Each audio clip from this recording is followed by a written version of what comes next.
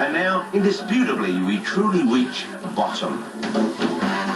Abe and Rick had these characters called the Dangerous Brothers. We are the Dangerous Brothers! Dangerous Brothers! Who were kind of violent and disgusting. That's just a warning. They've always been obsessed with bottoms in one way or another. And they've made it their life's work.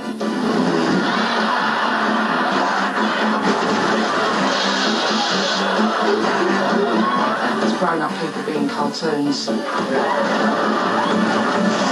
What I love about Rick and Abe is that the heavier the metal object, and you know, the better it is, really.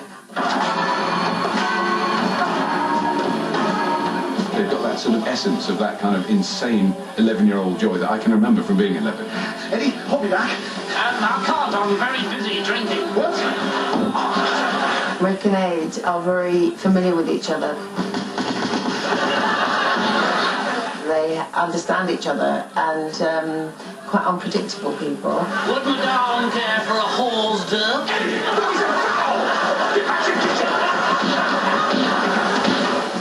They kind of exist in their own zone, in their own planet, and it works.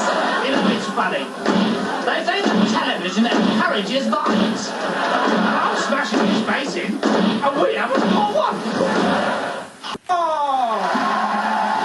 Alan Partridge, the man, the legend. As soon as we saw his TV chat show, we all knew there was only one place he was going. Radio Norwich, the best music. It's 4:35 a.m. You're listening to The Partridge. Norwich is quite a long way from where he wants to be, which is London, the land of telly. Give me a call, please! Seriously, do give me a call. He is a person who wants to get back onto television as fast as he possibly can. Lynn, shut it! Aha! I can't do Alan Partridge, by the way, but I do love trying. That kissing sound isn't someone kissing me, or kissing a cock. It's simply, a cockerel I mean. It's simply a way of saying it's Valentine's Day. He's a monster, I suppose most people see, but the character I play, Lynn, doesn't see him as a monster. He's, a failed DJ. Would you like a Horlicks? Alan Partridge is an absolute triumph of character. Not in that drawer. He is a little bit monstrous, but at the same time, incredibly poignant. Okay, doomsday scenario. You, Tony Ayres, have decided not to give me another television series. Why? Be tough. Well, Alan, the ratings for the first series started poorly and went downhill from there. Are you being Lynn or Tony? He was a failure. He had his moment of fame, but he couldn't accept that it was over. Jets from Gladiators to host a Millennium Barn Dance at Yeovil Aerodrome. Alan is a perpetual broadcaster. If you have any other ideas, I'd be very interested. Got them here. Right. He is exactly like he is off camera as on camera. Right, Alan Attack. Like the Cook Report, but with a more slapstick approach. The stupidity of those programmes that Steve Coogan so cleverly observed and, wrote down everything, most of them have been made now. Youth Hosteling with Chris Eubank. At the core of Alan Partridge, tragically, is enormous self-belief. Have I got a second series? There's so many opportunities. No, actually, let me rephrase that. Can I... No, actually, I'll just repeat the question. Have I got a second series? No. Oh, thank you. He believes that Alan Partridge should be on all our television screens 24 hours a day. Smell my cheating, mother! I think that's quite enough, thank you. It is my privilege and my pleasure to welcome you one and all to the gala opening night of the Phoenix Club. Peter Kay was very clever when he titled that because he brought the Working Men's Club back out of the ashes where we made a living in the 70s. Very special occasion indeed, and because of that tonight, Lumino Bingo. Peter just made everything slightly larger than life with some incredibly clever writing. All right, Moira, love, how's your Ron? Is he still in hospital? No. Oh, that's good news. He's dead. There is something about that sort of bizarre working men's club that I do think that you would only get in a certain area of the country, and that's where I'm from.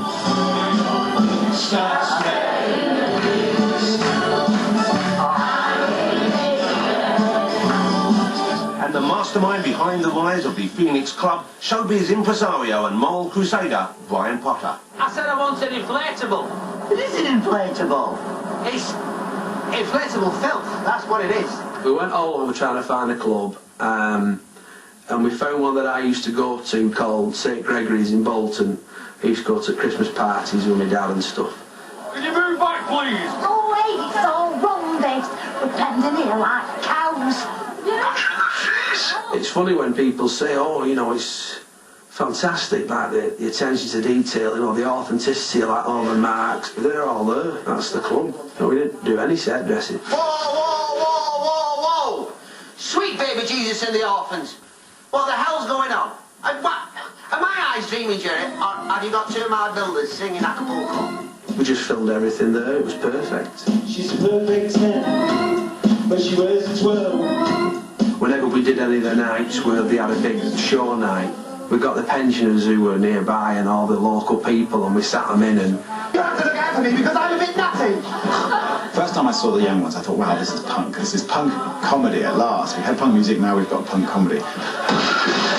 Everyone had been through a rebellion period, and now we wanted to rebel again safely. Thatcher's bloody Britain! The Young Ones was seminal, I think, for my generation.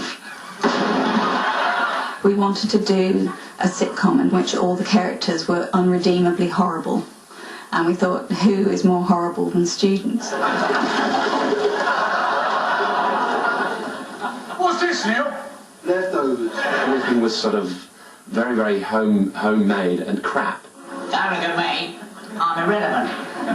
And that made it quite radical, I think. But it was just put together. It looked like people who shouldn't have been allowed on television and couldn't really hack it. Hands up, who likes me? Apart from Nigel Plain, and none of them had any acting training. So everyone just got into the studio and shouted. Bloody, bloody, bloody! I hate it! It's so bloody nice! It was almost as if the Young Ones was the antidote to The Good Life, and all those sort of domestic sitcom. Listen to Treacle, Kendall, and Richard, sugar-flavoured snob bras! And I remember thinking, yes, at last somebody is saying what I feel about the Good Life. Nature grows the seed, then we eat the seed, then We intentionally had a lot of slapstick violence in it. And we tried to make it very Tom and Jerry. With, you know, huge sound effects. It's perhaps when you're stuck for a punchline, it's always quite tempting to go for a bit of slapstick. My grandmother certainly didn't like The Young Ones. She said, why couldn't I wear a suit? If I'd been training to be an actor, and at last I got on television, why wasn't I wearing a suit? No room at all, eh? Heavy! I had hair down to there, and I did cook lentils, and they were vile. I lived in lots of multiple occupational dwellings of vile cleanliness, just hideous, hideous toilets. I better get some domestos. one of the characters was supposed to be a Cliff Richard fan. Now, they made fun of me. I think Special Patrol Group is a stupid name for a hamster. Okay, I'll change it then. Hello, Cliff Richard. I never felt offended by it. I felt quite thrilled that I got an honorary mention in their show. Oh, Cliff! Sometimes it must be difficult not to feel as if you really are a Cliff. But Cliff was to have his revenge when, in 1984, after just 2 series, he had a hand in the show's ultimate demise, when the Young Ones went through a cliff and over one.